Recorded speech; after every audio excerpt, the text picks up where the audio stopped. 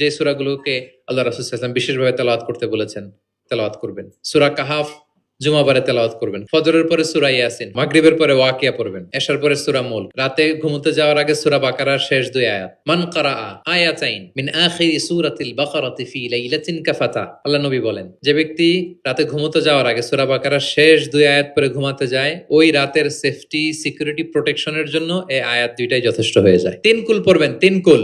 কুল হুয়াল্লাহু আহাদ, কুল আউযু বিরাব্বিল ফালাক, কুল আউযু বিরাব্বিন নাস।